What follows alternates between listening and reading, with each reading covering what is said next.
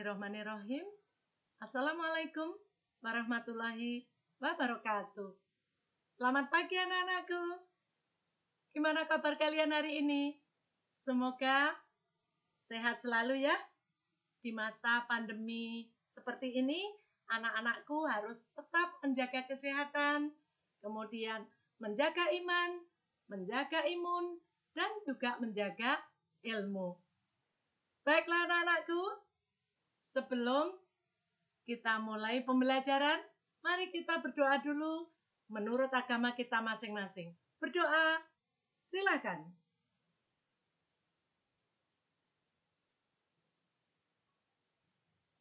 Selesai? Terima kasih.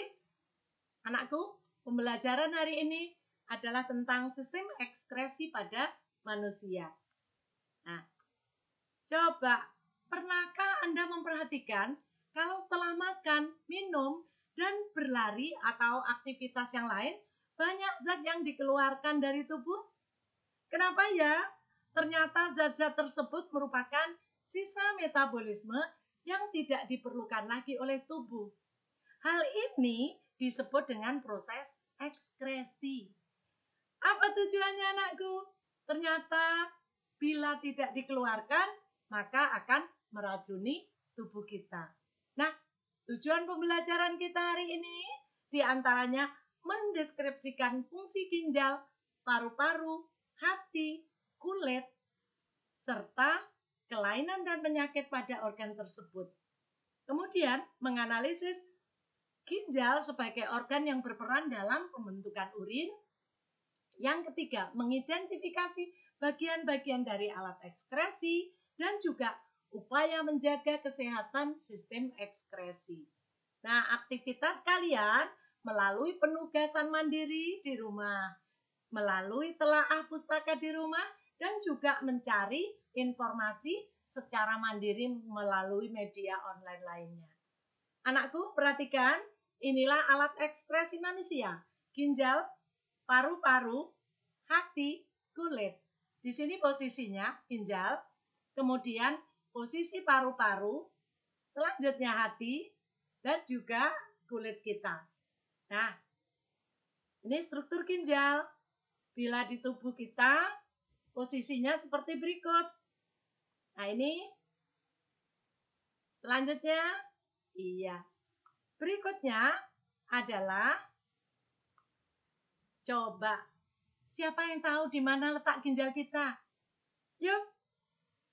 Posisinya berada di kanan dan kiri tulang pinggang, yaitu di rongga perut pada dinding tubuh bagian belakang. Bentuknya seperti biji kacang merah, warnanya merah.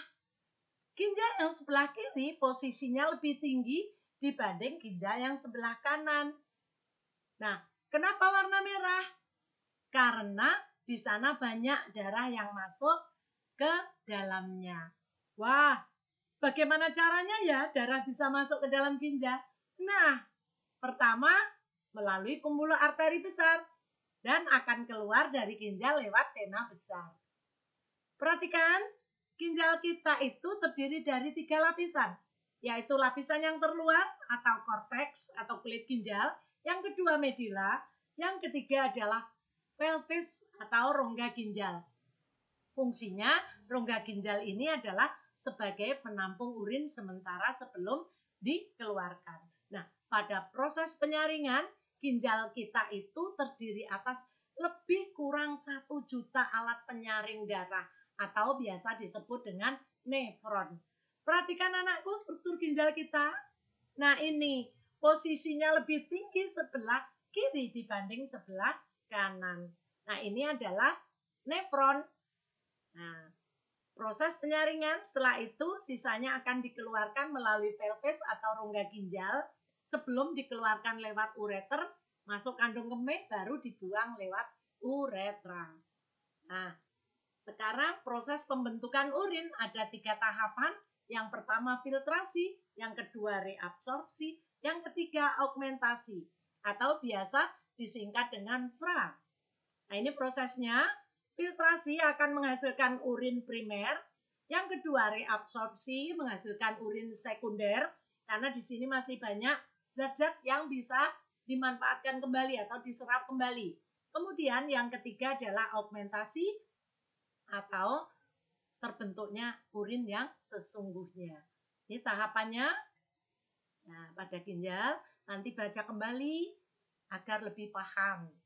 Selanjutnya, faktor yang mempengaruhi proses pembentukan urin, yaitu yang pertama, hormon antidiuretik atau ADH, hormon insulin, kemudian jumlah air, juga makanan yang banyak mengandung air yang kita konsumsi, misalnya seperti buah semangka, melon, itu banyak mengandung air. Ini tahapannya. Setelah itu masuk ke rongga ginjal, barulah lewat ureter, kandung kemih, baru uretra atau keluar tubuh kita. Gangguan pada ginjal yang pertama uremia, nefritis, diabetes insipidus, diabetes mellitus, albuminuria, kencing batu, ya seperti itu kelainan dan masih banyak lagi. Nah, ini salah satu contoh bila seseorang ginjalnya kena uremia, ini rusak anakku. Oleh karena itu kita syukuri pemberian Allah Subhanahu wa taala dengan menjaga alat ekskresi kita dengan baik. Nah, lanjutnya paru-paru. Ini adalah mengeluarkan sisa metabolisme berupa karbon dioksida dan uap air atau H2O. Di dalam paru-paru itu ada alveolus. Nah, di sini terjadi pertukaran gas antara CO2 dan CO2 dan O2 di sini. Selanjutnya, kelainan dan penyakit pada sistem pernapasan yaitu asma, amandel, bronkitis, pleuritis, laringitis, rinitis, difteri, TBC, asfiksi, kanker paru-paru, dan masih banyak lagi. Pada hati adalah organ ekskresi, yaitu mengeluarkan atau mengekskresikan zat warna empedu atau bilirubin. Ini hati kita. Kemudian kelainan pada hati itu biasa disebut sirosis hati, jadi pengerasan hati. Di sini membentuk nodul-nodul atau bulatan-bulatan yang mengeras. Selanjutnya kulit. Kulit mengeluarkan zat sisa berupa keringat. Nah, bagian-bagiannya ada epidermis, ada dermis, kemudian di dalamnya ada kelenjar minyak, kemudian kelenjar keringat, kelenjar lemak, rambut atau akar rambut, jadi seperti itu. Perhatikan anakku, ada epidermis, lapisan dermis, dan lapisan hipodermis. Nah, sekarang kelainan dan penyakit pada kulit, antara lain jerawat, kudis, panu, kemudian ada lagi yaitu eksim. Selanjutnya ada lagi kanker dan juga herpes. Nah, ini sangat berbahaya bagi tubuh kita. Terusnya, upaya menjaga kesehatan ekskresi antara lain mencegah albuminuria, yaitu mengatur jumlah garam, protein, vitamin C yang dikonsumsi. Artinya menjaga pola hidup yang seimbang. Kemudian bagaimana mencegah hematuria? Bila terasa ingin pipis atau hasrat ingin pipis, HIP, maka segera lakukan.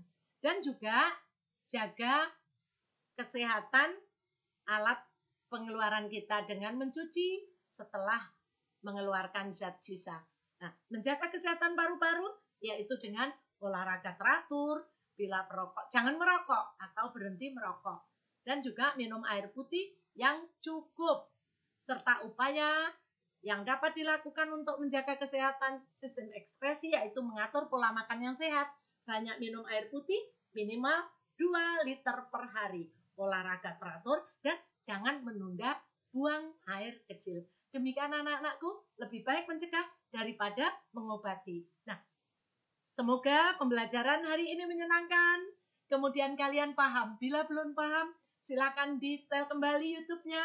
Kemudian tugas kalian sudah Ibu persiapkan di Google Classroom. Terima kasih anak-anakku. Semoga sukses. Assalamualaikum warahmatullahi wabarakatuh. Salam sehat.